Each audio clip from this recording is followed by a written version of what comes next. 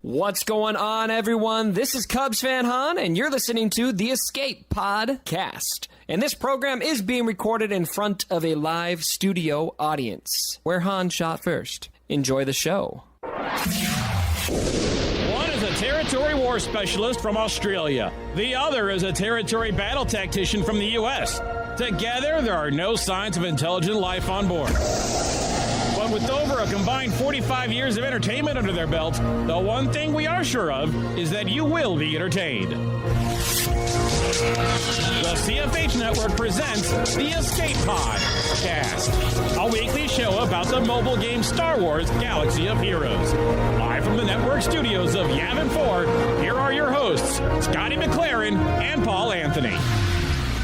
Oh, it's another big week, and coming up on this week's Escape Podcast, the Sith Marauder. What does it mean? The return of C-3PO, Grand Arena and Territory Wars. Have the developers really listened? Droidica already gets a nerf? Going Nerdy and Thunderwack. All this in breaking news as it happens right here on the Escape Podcast. The Escape Podcast News.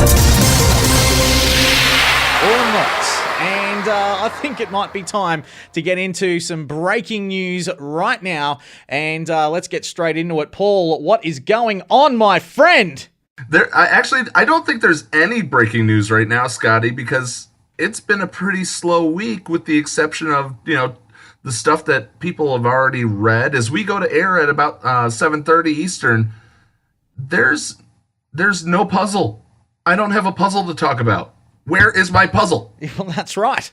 There is no puzzle just yet, but maybe it'll drop during the show, so we'll keep an eye out on that and definitely let you know. But look, let's get straight into it, Paul, and, I think it's probably time that we talk about something which is big.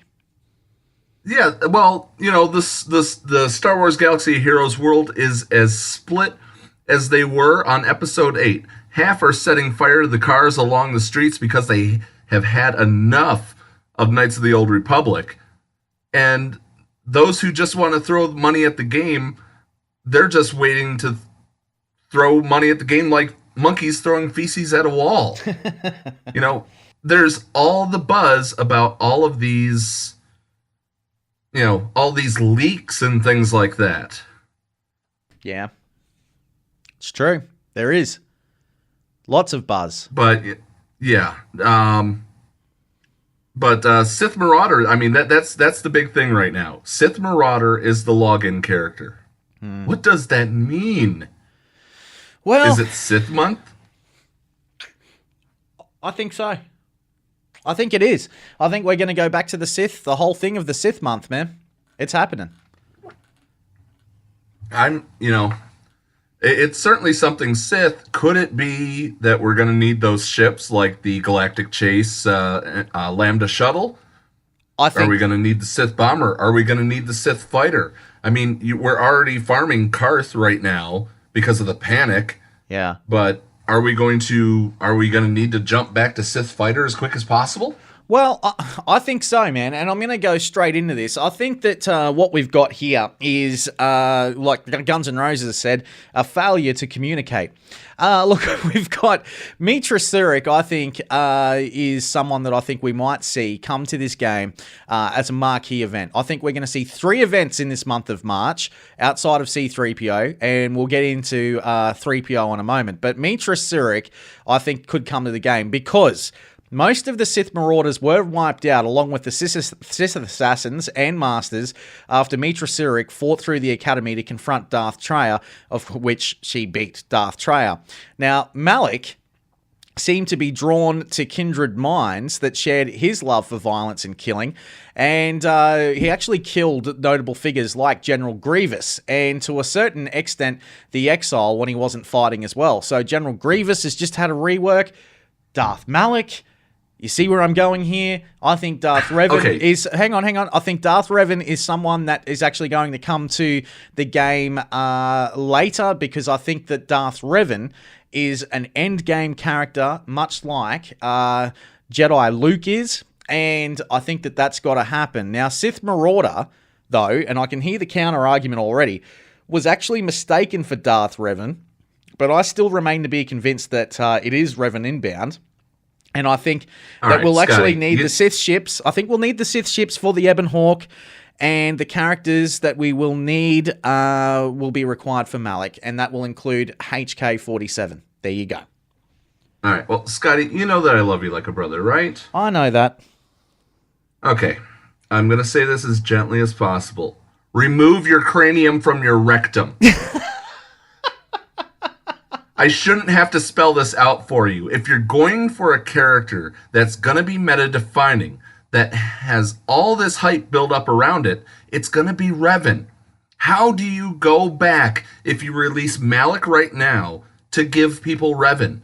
Malak doesn't beat Revan. Spoiler alert, Revan beats Malak. We may see Malak during the event that we're expecting, but that will be a battle unto itself, just like the Thunderwack. I mean, seriously, you think about this. Who knows? Now, here's the part. Would you win the bet if we have to fight Malak before we see Darth Revan being used? No, because it was all about who came to the game first. Now, I think we'll need all of these darn characters that they've thrown at us, including a reworked HK-47, including the Marauder, in a journey to Darth Revan. Then, if they continue to pound Revan to our heads, Revan Redeemed will need both Jedi Knight Revan and Darth Revan to complete this entire crap storm. So get your head out of the clouds thinking that Malak is going to be a playable character beforehand.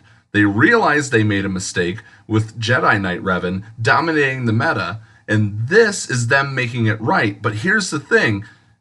There's going to be many, many butthurt fans out there, because while Darth Revan will be the new hotness, there will be counters already out there to him, and we will return to the true paper, rock, scissors meta arena, or arena meta that we already have. Whomever the hell this is going to be, I'm going to welcome them as the savior of arena, but it's not the way that people think it'll be. We're going to get the meta that whales want. We're not going to get the meta that whales want. We're going to get the meta that we all deserve for what we've done. Yeah. Mate, at the end of the day, I don't want to be hashtag Scotty's Ada Rose Tico. So, you know, I think at all point...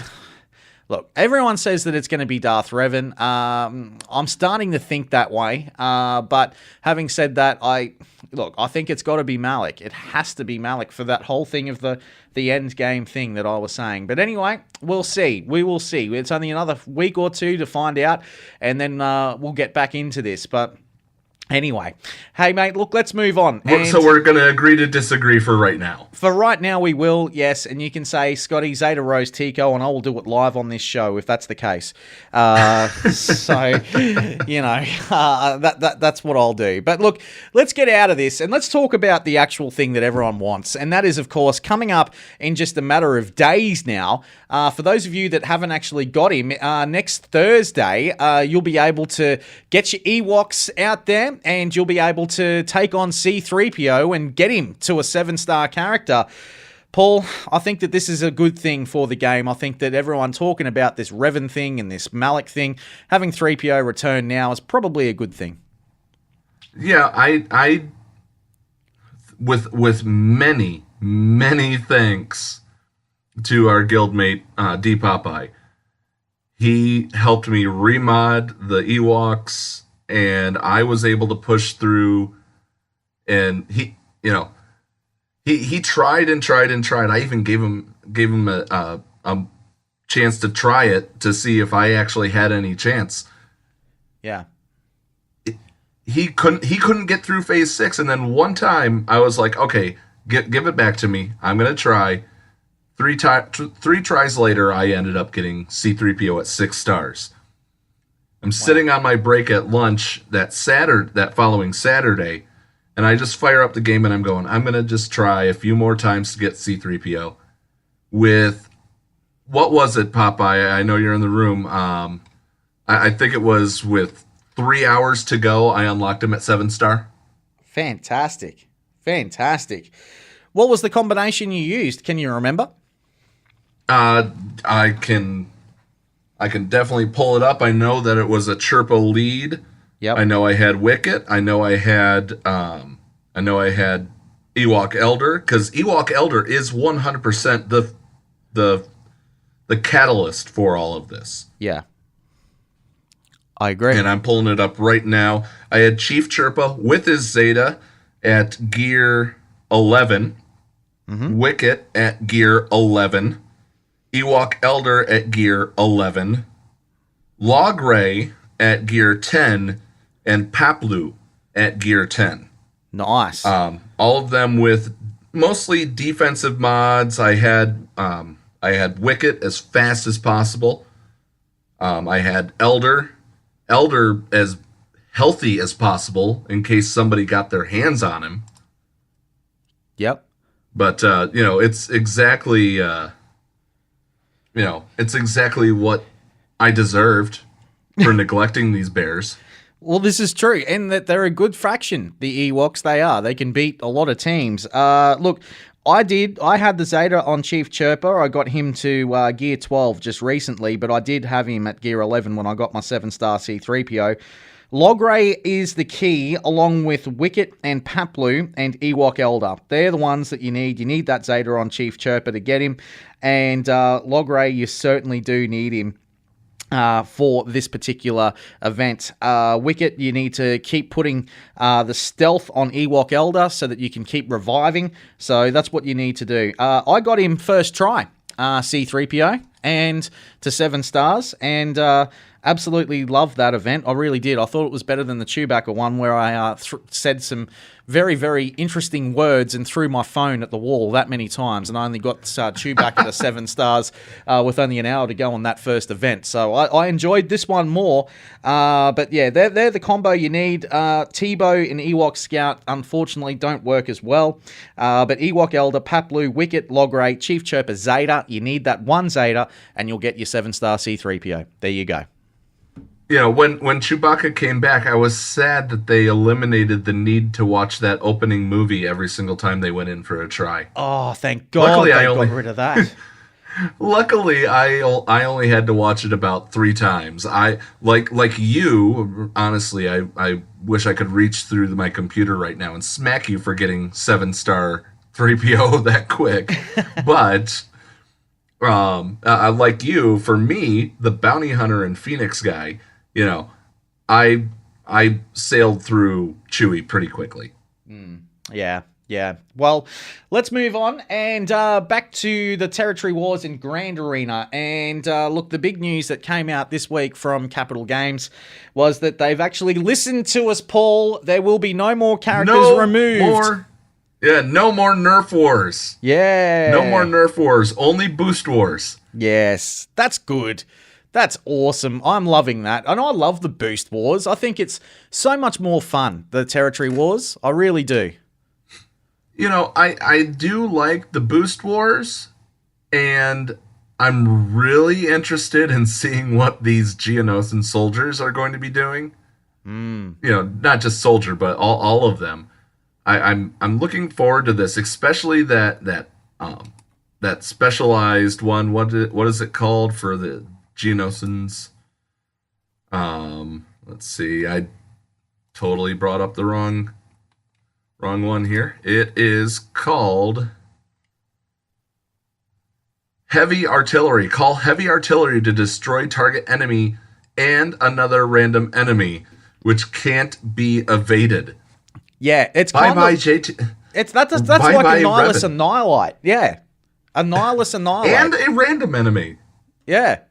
So if you take out Revan and Jolie with your Geonosians, you're sitting there laughing your ass off. I guarantee that. Yeah, absolutely. Love that. I also love the fact that the developers have listened to us here as well, that when you go into a Grand Arena, there's nothing more disheartening that, you've gone and put in all this thought in the Grand Arena, and you've actually said, okay, cool, well, this is going to be my defense. I'm going to do all that, and I'm going to save all this for offense.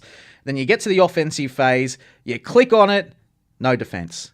I like the fact that the developers have actually listened to this. They've actually got a Grand Arena auto deploy, which is going to happen. And we're going to be seeing more Grand Arena and more Territory Wars, which is going to happen. And that, to me, is outstanding because I love Territory Wars and I love Grand Arena. I think that they are so much more fun than the actual meta itself. And the actual arena, I love this. I think that this is fantastic. Look, each to its own about what's going to happen with the payouts, whatever. I don't mind either way. I just want to play this event more. And to me, the Grand Arena is like a sandbox. And that's the sandbox that I absolutely love. Yeah, sure, you're not playing against your guild mates, but you know, at the end of the day, I know that I was actually having a chat to one of my members in the guild the other day, shout out to Popeye, where he said that he wanted me and him to try and match the same GP to see if we could get together in a Grand Arena. That would be interesting. I think Popeye would absolutely smash me out of the water, but having said that... He did use Pimpo. Remember, he used Pimpo, so he sure did. There's quite a chance. Yeah, exactly. So, you know, look, it's a lot of fun. Look, I can't wait for this. I think it's fantastic. And the fact that they've got the clones getting a little bit of a buff and also the Geonosians finally are going to get something, especially if people actually started to build those Geonosian ships. Now you can actually use your Geos for something half decent in Territory Wars. But where would you put them? Well, for mine, I would use them on offense this time. That's just me. Because of that, but I think that a lot of people, and I think they're going to be just fine on defense. Oh, they'll be good either way. You don't know what the AI is going to target, plus that random enemy on top of that, when they fire heavy artillery. Oh, buddy, your whole team could be messed over from the beginning. I think the only counter that may work for them is going to be Night Sisters. But they're already with the 75% max health and 100% max protection for each other ally and getting foresight. I think they're going to be just fine on defense. They will be, but I'd like to see some guilds... look, if you're running them on defense this time around, let us know how you go. If you're running them on offense this time around, let us know how you go. I think on offense, they will be outstanding to hold there for those Revan walls, and you just go to town on them. And it's the same with the clones. I think that if you've got the clones on offense, they can take down just about anything, but... the clones, I think, are probably better on defense this time because they can actually hold up. If you've got a whole clone wall, bam, you're away. So I just thought I'd give you guys a little bit of an insight on that one for the Territory War because we're going to get those as a little bit buffed. This isn't what Yavin's doing. This is just a little bit of a thing as to what I think you could look at for the Territory War, and it's definitely something that I feel you could probably do. So, yeah, just thought I'd give you an insight. Yeah, you should absolutely have your clone. If you have a clone wall that you're facing, you should send yours in so you could truly embrace Clone Wars. Oh, yes. Exactly. All right. So, now, for Grand Arena, last week, by the way, man, I wanted to throw this out there, too. On this very show, we got a leak that came through from people that were showing us that in the Sith raid, in Phase 3, Droideka could actually solo the entire thing. Turns out the developers were probably listening to this very show, and what happened was, straight after we got off the air, turned out Droideka got a bit of a nerf for the Sith raid, straight up. Yeah, me sitting there with my Gear 12 Droideka waiting for this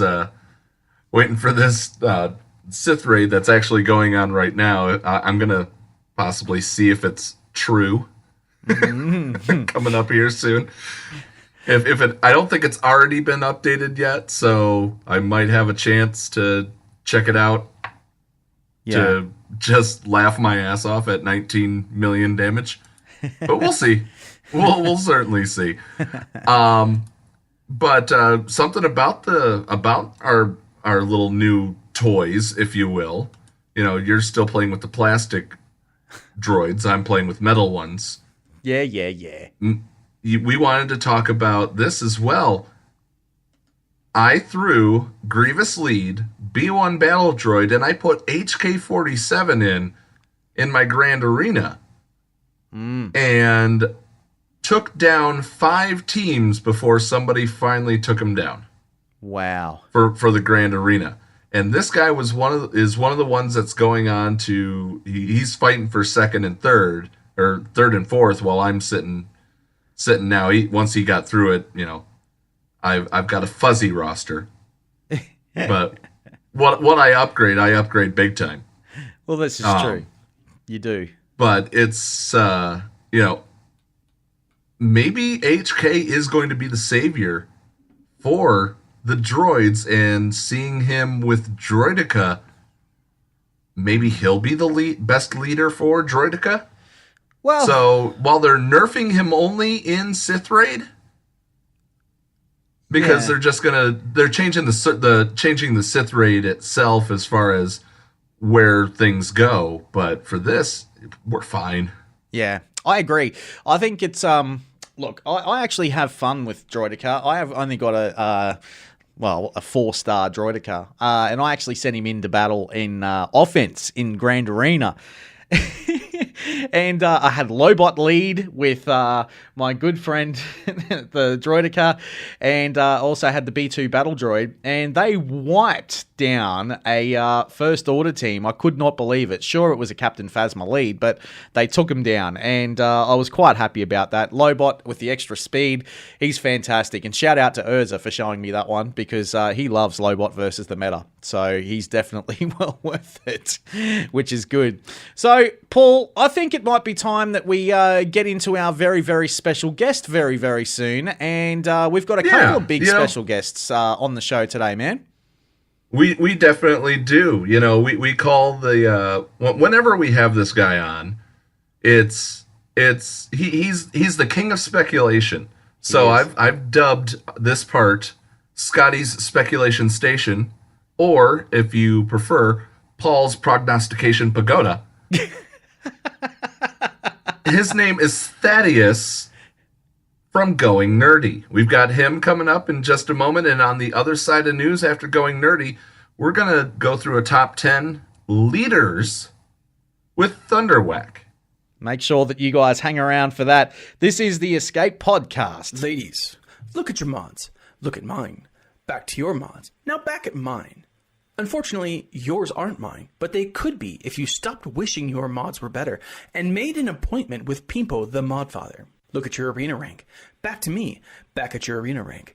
You are at the top of your shard. Look again. You're swimming in a pool of crystals ready to wail out on the next meta.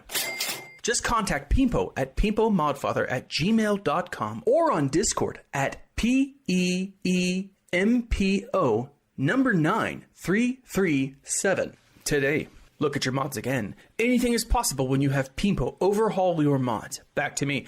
I'm on a Tauntaun. I thought they smelled bad on the outside. You're listening to the Escape Podcast with Scotty, McLaren, and Paul Anthony. Receiving incoming transmission.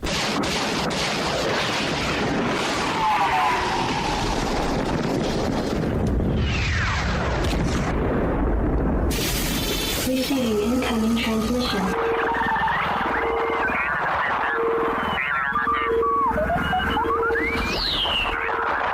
Receiving incoming transmission.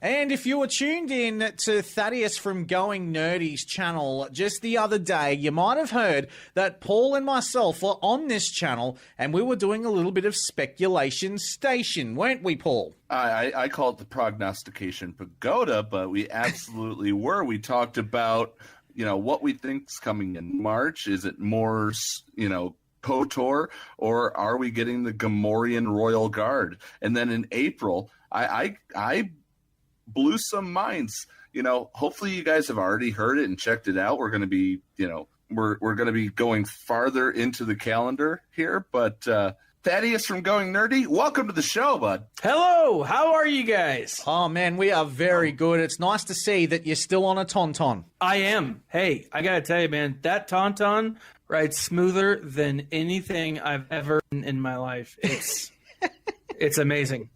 Doesn't smell so great. Do you know the internal temperature of a Tauntaun? 37 degrees. No, it's only lukewarm. Oh, gotcha. Gotcha.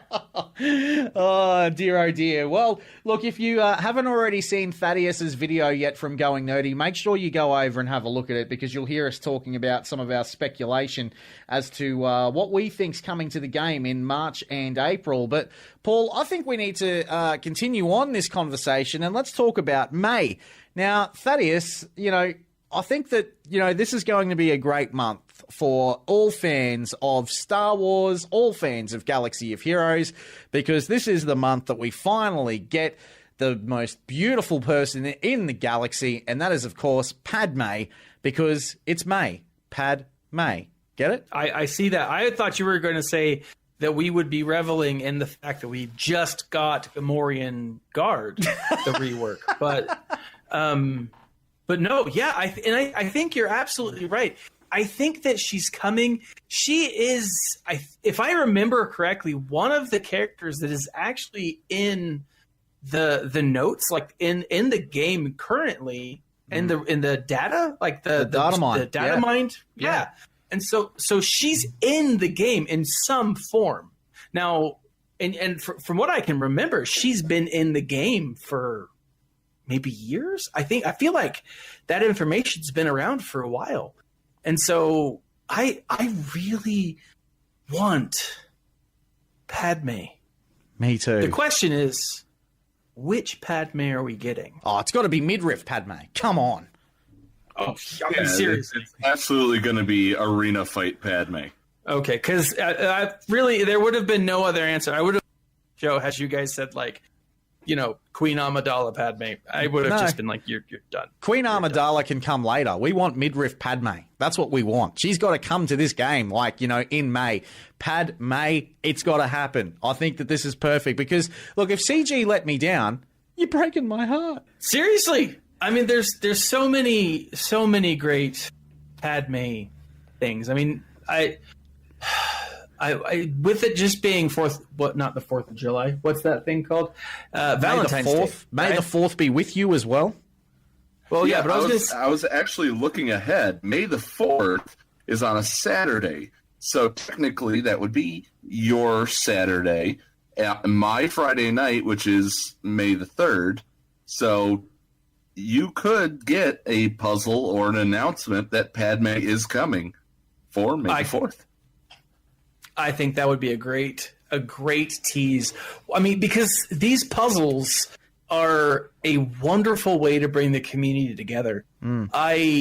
It's so fascinating to see these brilliant minds who play this game come together and decipher the most insane, ridiculously complicated puzzle in the world. I mean, it's bees have left the hive and the handkerchief is blue.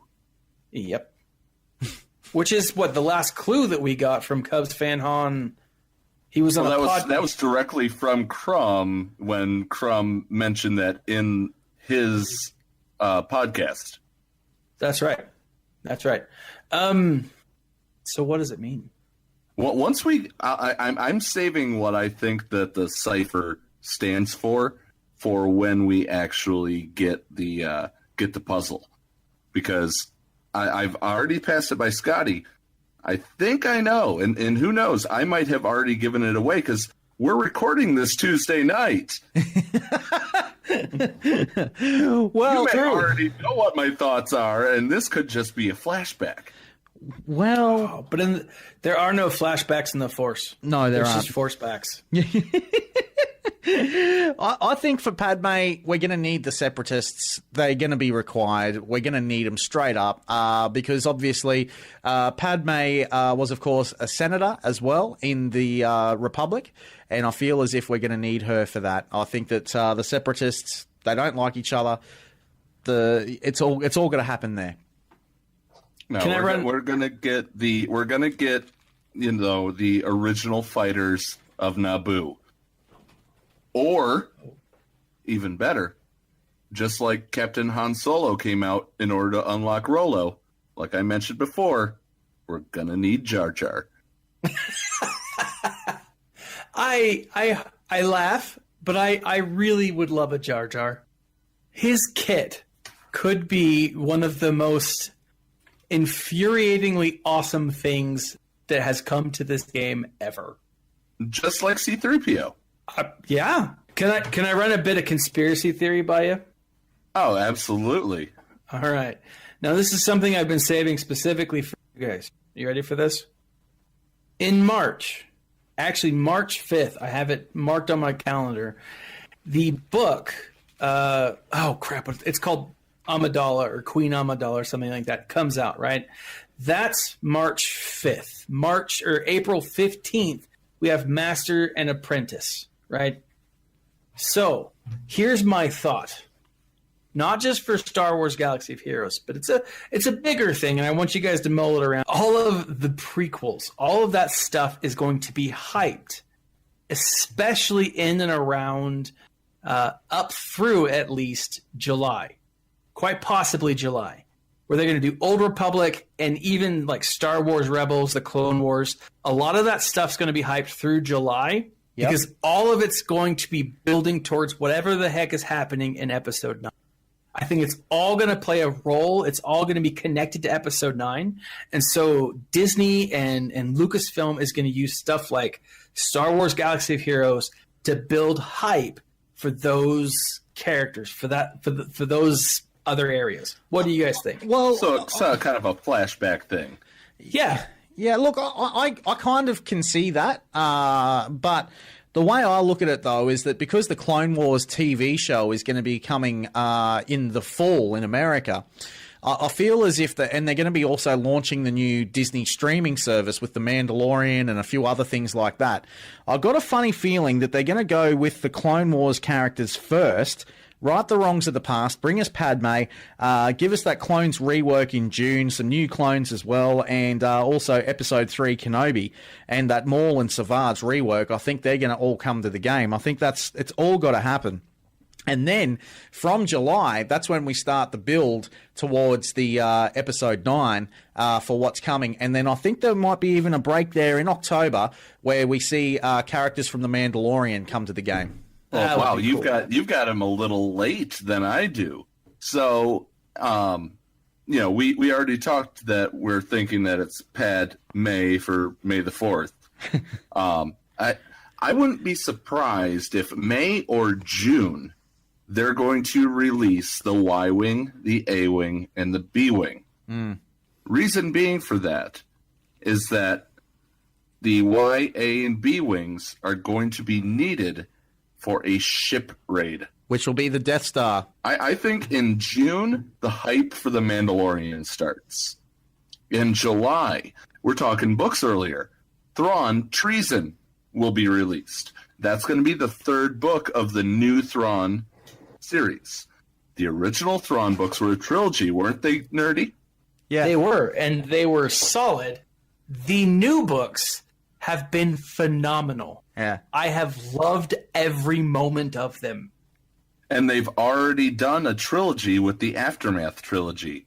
Is Thrawn going to be a trilogy? And so, is that when we get Rook? Timothy Zahn actually came to Australia, guys. This was last year, and he actually came to a Comic-Con type convention type thing over here, and he actually announced that during this that the books, the third book was going to tie in Ezra and Thrawn as to where they are in the universe.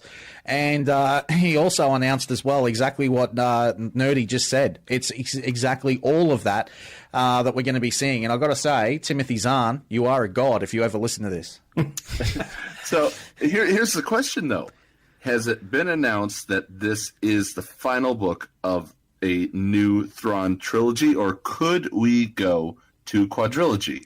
I think that there'll be more to come. Timothy Zahn has signed a contract with Disney to continue the Thrawn character, and I feel as if we might even see some more books here. It could be like love that. a 7-part Harry Potter-esque featuring Thrawn. And then I think Thrawn and the Goblet of Force. Yes. Governor Price, yeah, I'd love to see her come to the game too, but I want to get back to what Thaddeus wants, and that is, of course, Hondo Ohnaka. Yes, man. Oh! I would love to see that come to the game with the Pirates, and I would love to see that happen in July as well. That would be phenomenal. I think, guys, I got to tell you, like I said earlier, I've been listening to the Pirates Price. It is the audiobook. Again, it's a junior novel. It's written for children, but I am enjoying just the absolute crap out of this. It is, and it's all about Hondo. It's spoiler alert, kind of. Hondo meets Han and Chewie. It's hilarious. And the audiobook is actually told in the voice of Hondo Ohnaka. Oh, what? And so, nice. It is amazing. I'm sitting here and I'm like, I want to continue to listen to this, but I can only take so much Hondo at one time. And like, I love it. But it's a great story. It's funny. I freaking love Hondo. I do. And Hondo, I think, needs to be one of those characters that has a neutral tag. He needs to be a pirate. He needs to be introduced as a pirate. Yeah, because he was a pirate. Yep. The bottom of the hour, unfortunately, means for us. Yes. That we have to take a news break. Thaddeus, do you want to tell people how to get in? How to interact with you and see the stuff that you create? Yeah, you can find me on Going Nerdy on my YouTube channel. You could hit me up on Instagram at Real Going Nerdy. You can also visit my website, goingnerdy.com, where I do more stuff than just Star Wars Galaxy of Heroes, where I talk about nerd-related things. Make sure you head on over there and go and check him out. The link in the description below as well. And Paul, what time is it? Let's go to the news. Live from Tatooine, this is the Tuscan News Network. Let's go live with breaking news with Arlen Donna. This is Arlen Donna reporting live from Tatooine, where Jawa leader Chief Nebit is accused of selling all the mod salvage pieces. Nebit has been charged with collusion of justice, theft, implanting poisonous toxins into droids, illegal trading, and potential terrorist charges. If found guilty, he stands to face the death penalty. Chief Nebit will face the Galactic Courts of Justice next week. A short time ago, Imperial investigators started trolling Chief Nebit's cave, where reports claim they found master plans for raids against the Empire's HAAT tanks and Jabba's Rancor. The Coruscant Underworld Police says that Nebit wasn't working alone, and some investigators are now flying to Cloud City to investigate a possible link into the crimes here on Tatooine. Jabba the Hutt says it's a good thing that Nebit was captured, and he hopes the Jawan leader gets sentenced to the Sarlacc. This is a sentence that hasn't been used on Tatooine since 1982, so Jabba's comments have been seen as a little controversial. Meanwhile, protesters are gathered outside the Tatooine prison as the Free Nebit campaign has now begun. Protesters yesterday made a charge at the gates of the prison, and following this, members of the protest group were met with severe force by the Gamorrean guards, Praetorian Guards, Royal Guards, shock troopers, and members of the Coruscant Guard. A number of protesters were stunned and injured in their attempts. The group maintains that Nebit is innocent and must be set free. However, lead investigators on this case said there is no doubt about Nebit's guilt. We'll provide you with more breaking news as it happens. This is Arlen Donna from the Tuscan News Network. Live from Tatooine, this is the Tuscan News Network. Hey everyone, it is the heartthrob of the Outer Rim, your boy Urs, and you are listening to the Escape Podcast with Paul Anthony and Scotty McLaren. Boys, I think I speak for all of us when I say you are hot, you are red hot. The Escape Pod Cast Top 10.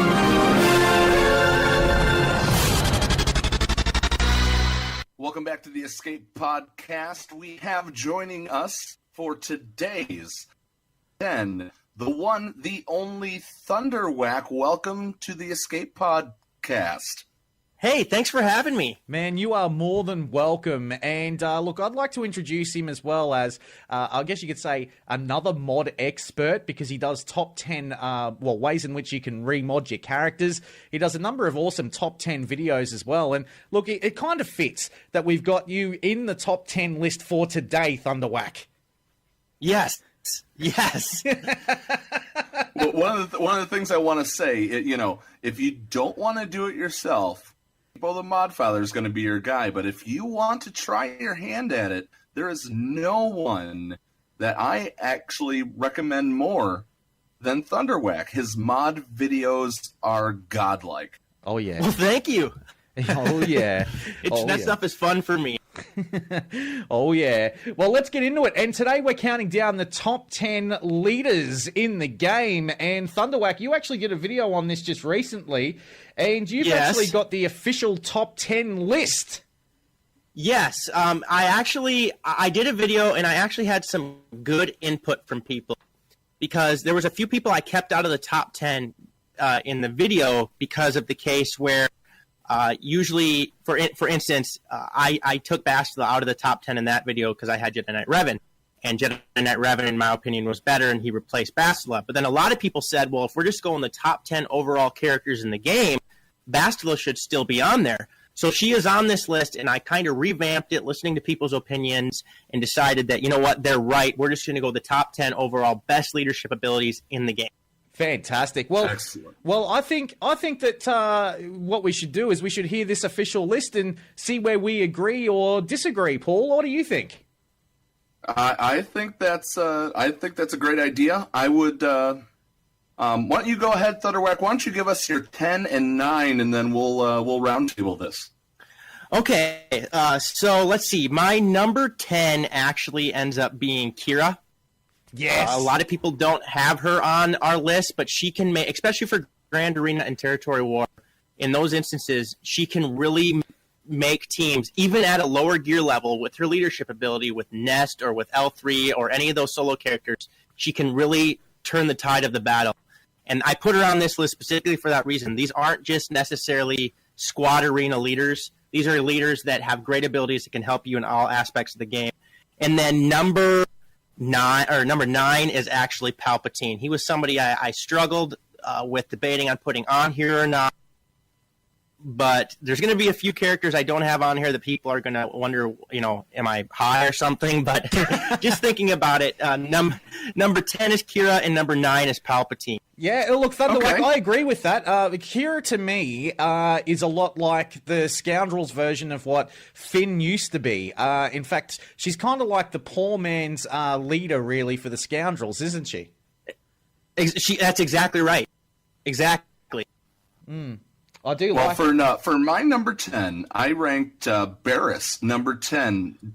We have that. We have a great 8% max health regen for Jedi, but she also gives it to the non-Jedi as well. So she can be a plug-and-play character. If you're down to those last things in Grand Arena, it's a last-ditch effort. That's why she comes in. That Zayd on her made her meta-defining for many, many months in the game. When you heal on critical hits being taken, that's a good call. Yeah.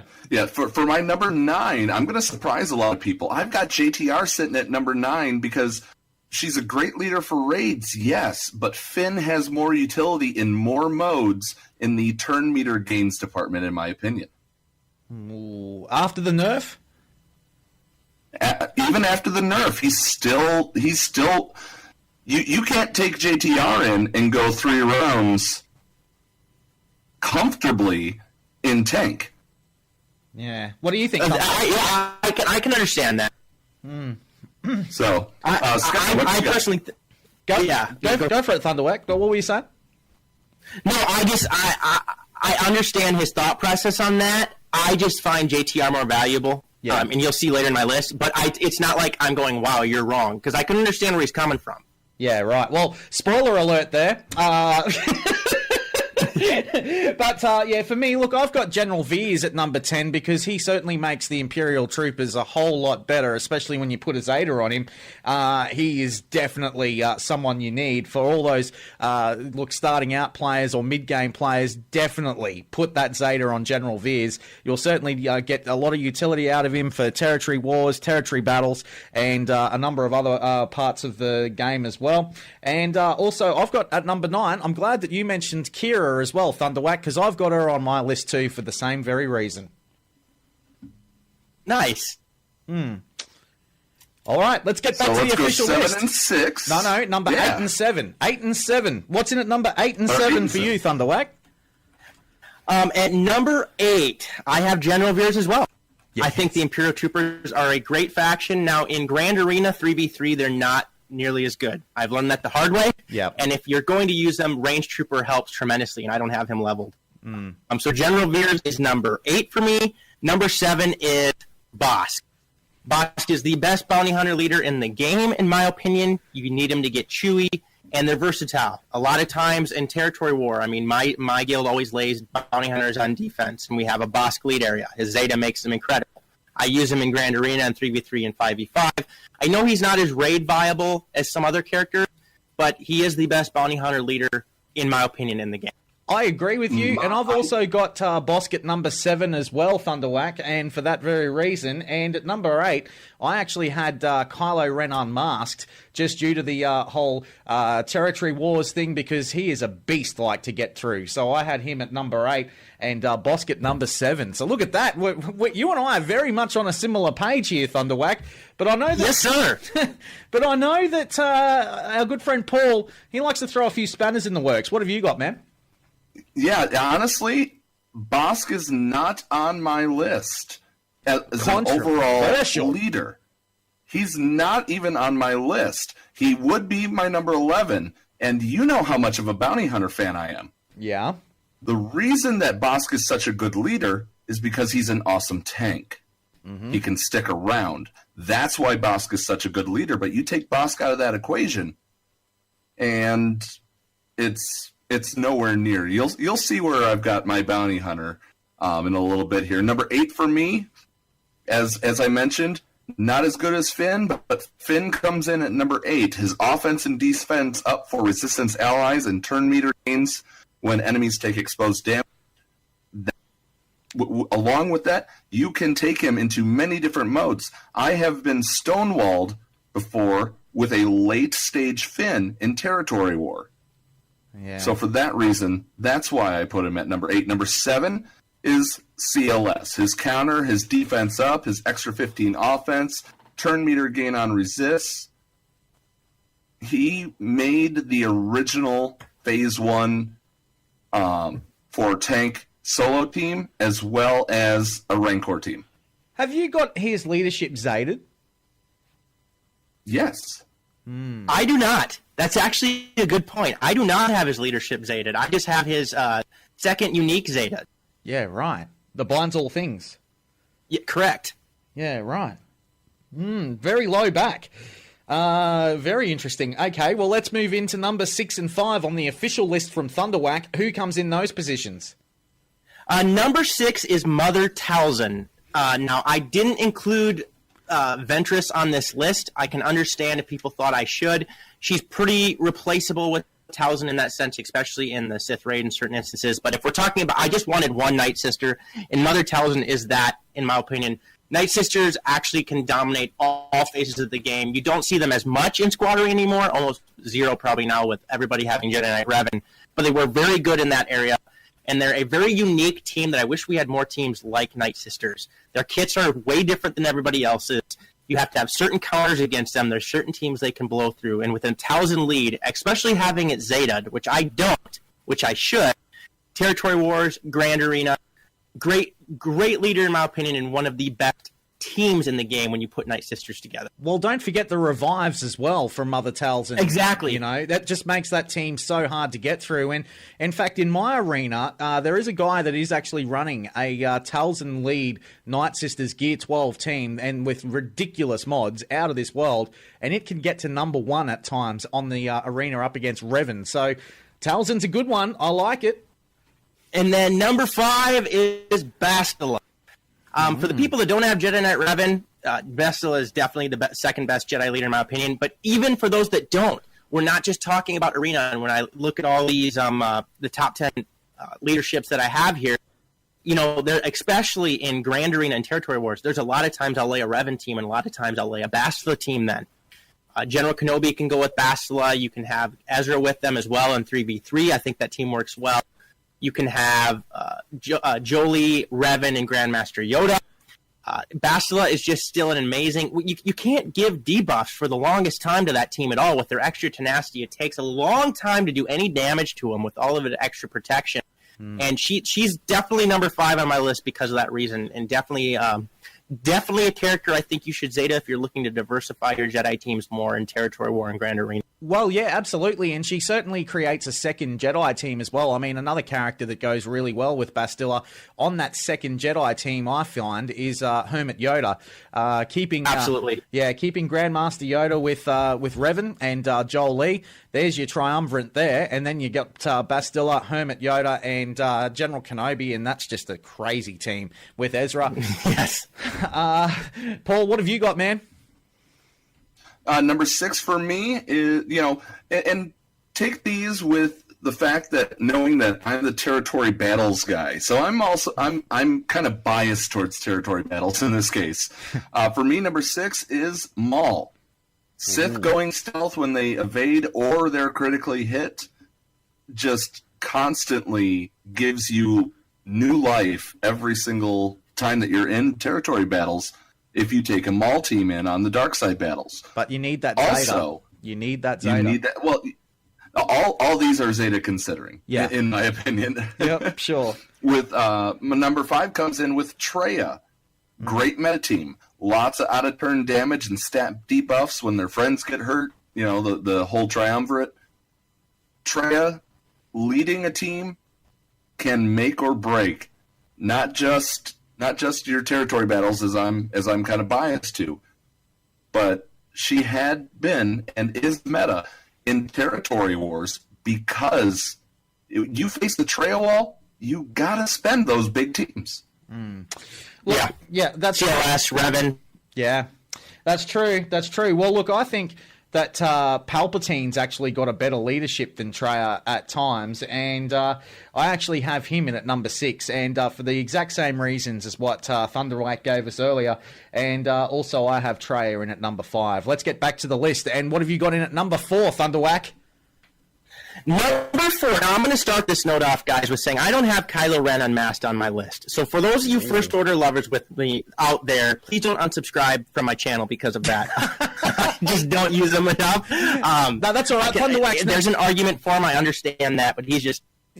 Your next video, man, is actually going to be a shirtless Thunderwack video. Can't wait. Oh, dear God. I wish I looked as ripped as he does.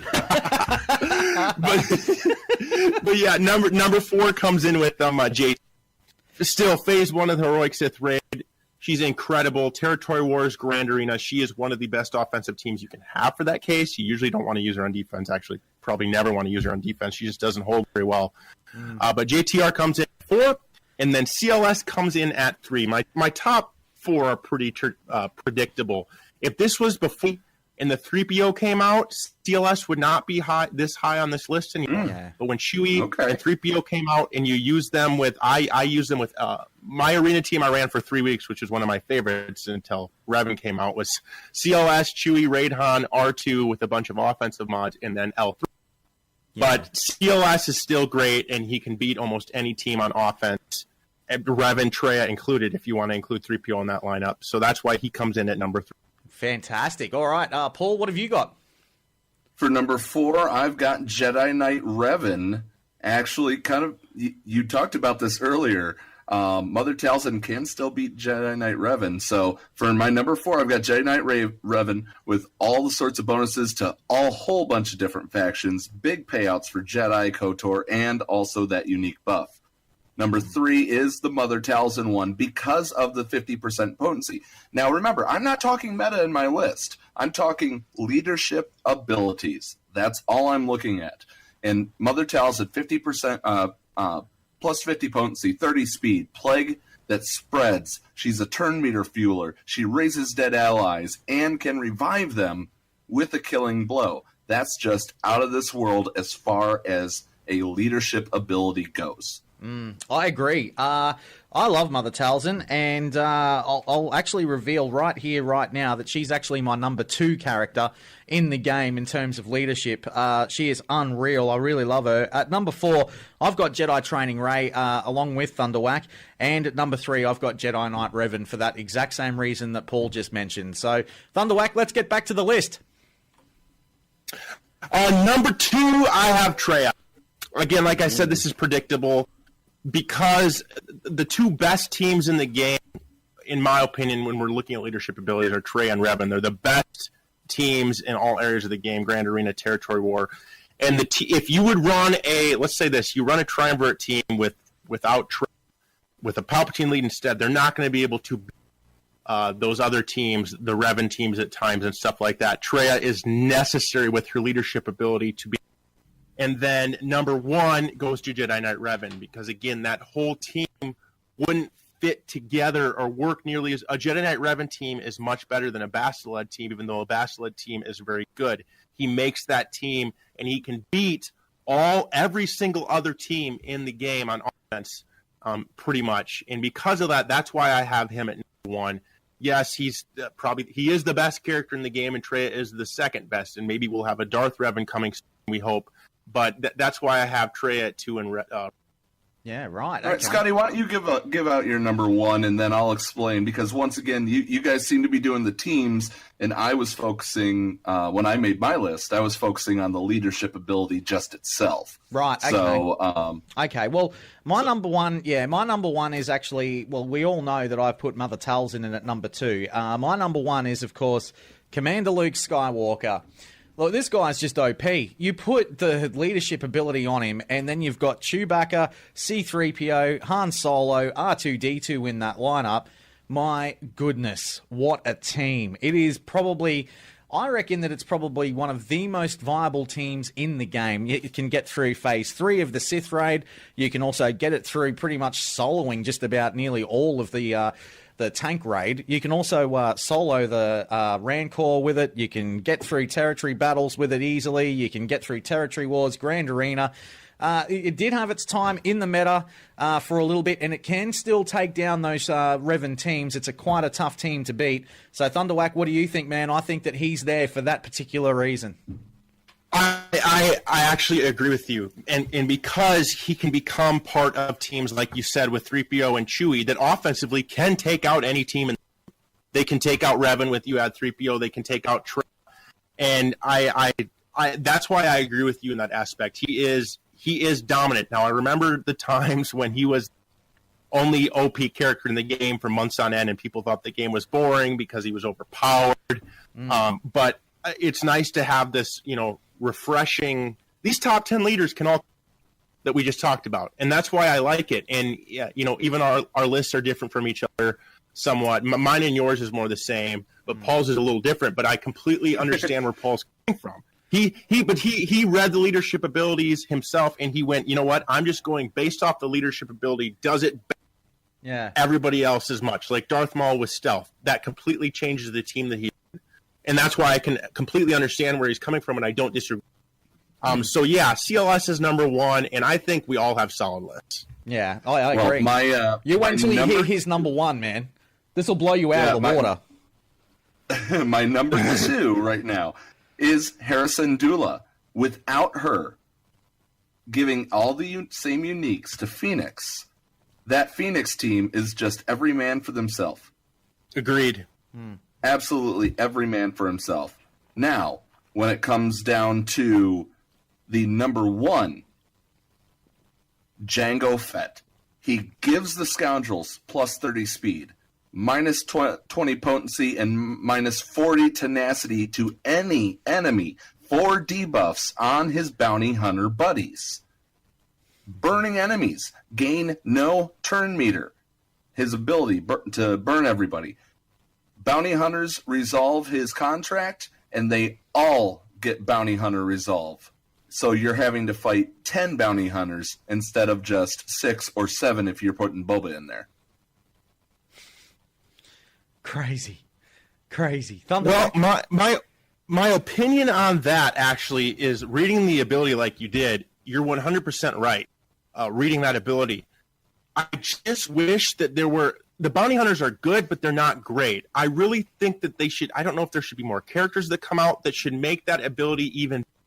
You understand where I'm coming from? Because I shouldn't even say ability even better, because the way you read it, it's not enough people use it, in my opinion, for how good the ability actually is. You have especially when I'm playing around. Yeah. Exactly. You have to have the right team. Greedo makes that a lot easier. Bosk, being a tank in support role, makes that a lot easier. If people played Django instead of going, oh my gosh, KOTOR, I think that it might actually take off. But, right now I do want to let our listeners know, if you guys have any questions, right now is the time to start throwing them in the lobby. Because we're going to be, once we wrap up here with Thunderwack, we're going to be going and taking your questions on the bridge. Yeah. But Thunderwack, give us a preview of stuff coming up for you. What you got coming up? Well, I have a great video that's going to come out soon that in the Grand Arena loss that I did today, I actually learned quite a few things. And, I hate losing, like I stated. And if you watch the live stream on my channel, which I did post as well after the live stream was over, there's a few things I learned that I can go, okay, if I do this differently, this will never happen. And there's about 5. It's going to be a top 5 video. It's going to be top 5 things that I learned, and that I think everybody else can learn from that situation, and to be able to help them just keep a few of those banners in line to get a few wins. I also have a top 10 Zetas coming up pretty soon, because it is. And there are a few other things in the docket. I have a few fleet video ideas I think that I am going to do as well. And I hope that when Darth Revan comes, speculation again, we don't know for sure. It may be Malik, but we're pretty sure a dominant character is going to come out sometime here in March. I hope that they bring the because ships is something that I truly love, and I don't think it gets enough love. And I'll be making a ton of videos on that if that happens. I agree with you. My avatar is a little blue spaceman that loves spaceships, so I'm right there along with you. Oh, dear. Hey, make sure you check him out. Thunderwack, he is one of the great content creators on YouTube at the moment, guys. I'm telling you, I have subscribed to this channel from the moment that I saw this guy, especially when he started talking about mods, and he gives you all these great little top 10 videos, and the insight from Thunderwack is just absolutely amazing. This guy really understands the game. Go and like and subscribe to his channel, and become a Patreon for him as well, and really help him out. And you'll check you will see everything in the description below as well, so make sure you do that. Paul, I think it's time we take a break, and coming up in just a moment, we'll head to the bridge.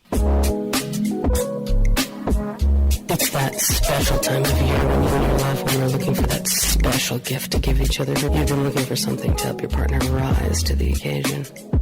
So this year, instead of chocolates and flowers, give them what they really want. A mod overhaul from Pimpo the Mod Father. Appointments are available now, so book today. Pimpo has satisfied over thousands of players so far. So let him satisfy your partner for you this Valentine's Day. Contact Pimpo at pimpomodfather@gmail.com or on Discord at all lowercase Pimpo9337. That's PEEMPO 9337. He's waiting for you.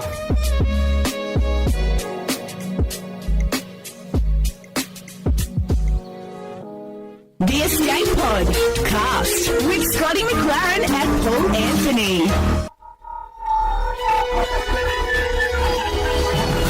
The Escape Pod cast.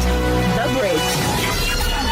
Yeah, it's now time that we take all of your questions that are, of course, listening to us live on our stream right now. And look, I think we need to go straight to this, Paul. And look, we'll get straight into it right now. Shinbi asks, should Lobot get a rework? Absolutely. And Urzatron, I know that he listens to this all the time. He loves Lobot just for that speed, and he loves to have Lobot versus the meta. Yeah, I think that he should get a rework. Paul, what do you think, man? Yeah, I mean, it's I think we should make a song. Rework Lobot. Rework Lobot. CG, don't be a robot, and rework Lobot. Oh, I love it. I think I've heard that tune before, though. I think I've definitely heard that before somewhere. Did we lose you again, Scotty? Yeah, look, for me, I don't know, man. I think for me that Lobot should probably get the droid tag. Shinbi, I totally agree with that, and I think that that's what should happen. So, totally agree with that, man. I think that Lobot should definitely get a rework, and I also think that when it comes to Tenpool, he should start gearing his Tenpool's Outer Rim characters. I think he actually should. He's actually asked us this question, Paul. Should I start gearing my Outer Rim, my Old Republic characters? Tenpool is trying to keep GP low for Grand Arena, and Tenpool is getting this meta. Tenpool has started to level up the Old Republic, but Tenpool is broke. Tenpool has no idea how other people get 100 million plus credits. All right, man. So I'll answer some of these. Yes, you should start gearing up your Outer Rim characters. Absolutely, because there is something big coming, whether it be Revan, whether it be Malik. I think you should do it. Try and keep your GP low for GA. Man, look, I've had many discussions with Cubs fan Han about this, and I want to throw this out there to you, man. You don't want to be keeping your GP low for Grand Arena when it hurts the guild. And when you're trying to, when the guild is trying to do certain things for territory battles or territory wars, if you're just trying to keep your GP low, that's probably not the best thing to do for just one game mode of this particular game. Trying to get those fantastic little matches that you get in Grand Arena, yeah, sure, that's fine. But are you really getting the most out of this particular game if you're not gearing up your characters and doing all that? I think that that's what you need to do. Paul? That and if you're I'm not going to exactly call it sandbagging, because you're not really sandbagging. You're only growing what you want. But in order to get the things that will be dominant later, you are going to have to start gearing things up. With that being said, gear up what you're comfortable gearing up if you're worried about your own galactic power. As a territory battles guy, I would love to see more galactic power to be able to use for deployment, but I don't want you having less fun in the PvP modes because you're getting matched against people that may have had a laser focus. With that being said, though, you will probably also run into other people that have geared up items or geared up characters just for the sake of having them geared. You'll run into collectors. You'll run into laser focus people. I mean, there's somebody in another guild that has a 2.4 GP, but they have every single meta character. And it's not going to hurt you unless you run into somebody. You might run into that person if you're keeping your own GP low just for the sake of keeping it low. Yeah. Play the game. Enjoy. Absolutely.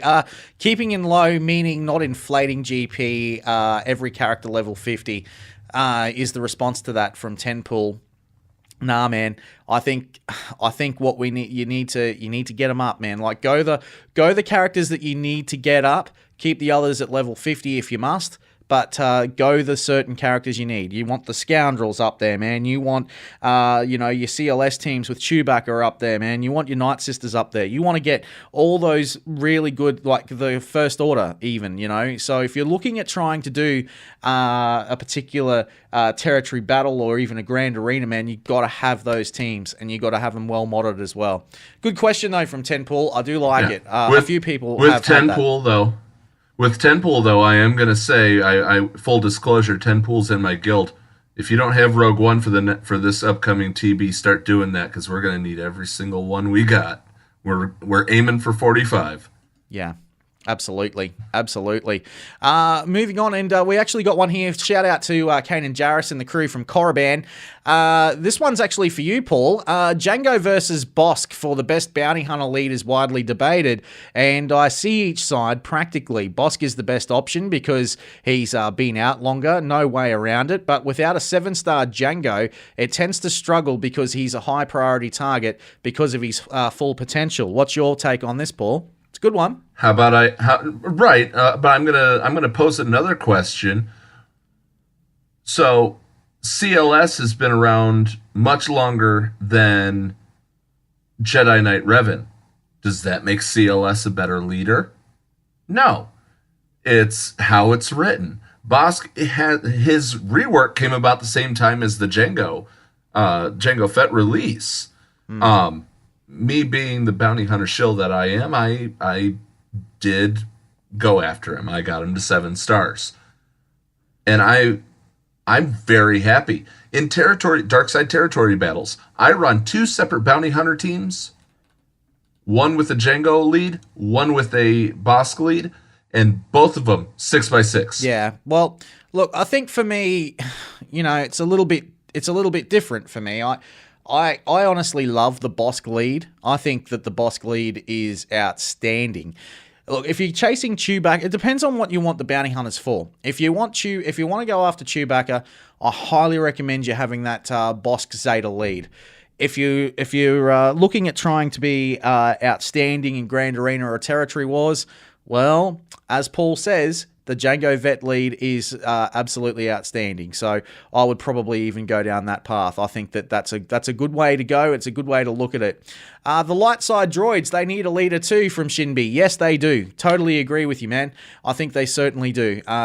C-3PO could have had a leadership tag. But, I don't know. Maybe R2-D2 could have a leadership tag because we all know that R2 is a pretty good leader. So...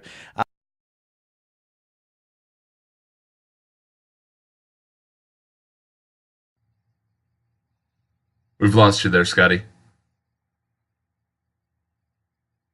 All right. What we're going to do here, I'm going to go ahead and jump into look and see what you guys had asked since. Zed has been sending those over. What are my thoughts on clones and separatist reworks in the next few months, leading to a new TB map Geonosis? Absolutely. 100%. I think that we are getting a new TB map with the re-release of Clone Wars on the Disney Plus server. It's going to fuel a lot more content. That's for sure. I totally agree. I think that would be absolutely outstanding. I think that that's certainly something that we need. Another Territory Battles map would be fantastic, and I think that that's what we certainly need to do. So totally agree with that. Completely agree with it. If you could be any character in the Star Wars Galaxy universe, who would you choose and why? Coming from Zed herself. Who would I be?